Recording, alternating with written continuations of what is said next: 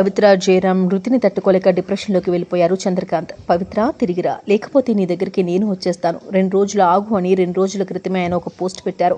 ఆ పోస్ట్ కింద అభిమానులందరూ కామెంట్ చేశారు. మీరు ఎలాంటి డెసిషన్ తీసుకోవద్దు, ప్లీజ్ బయటికి రండి, డిప్రెషన్లో నుంచి బయటికి రండి అని కామెంట్లు చేశారు. అయినప్పటికీ ఆయన ఇలా ప్రాణాలు తీసుకుంటారని ఎవరూ ఊహించలేదు. చంద్రకాంత్ పవిత్ర జయరాంని గెలిచి ఓ ఇంట్లో ఉంటుండగా అదే ఇంట్లో ఆయన ఆత్మహత్య చేసుకున్నారు.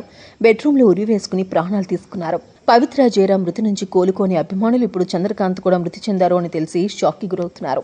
పవిత్ర జయరాం, చంద్రకాంత్ బెంగళూరు నుంచి వచ్చిన తర్వాత వాళ్ళ రిలేషన్ గురించి ప్రతి ఒక్కరికి చెప్పాలని అనుకున్నారు. ఇంతలోనే పవిత్ర జయరాం మృతి చెందడం, ఆమె మరణ వార్త తట్టుకోలేక ఇప్పుడు చంద్రకాంత్ కూడా మృతి చెందడం చాలా బాధాకరం.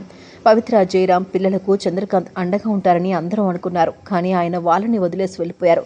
అటు ఆయన కుటుంబ సభ్యులు మణికొండలోని పవిత్ర జయరాం ఇంటికి చేరుకున్నారు. ఆయన మృతి వార్త తెలిసి ఆయన భార్య, పిల్లలు బోరున విలపిస్తున్నారు.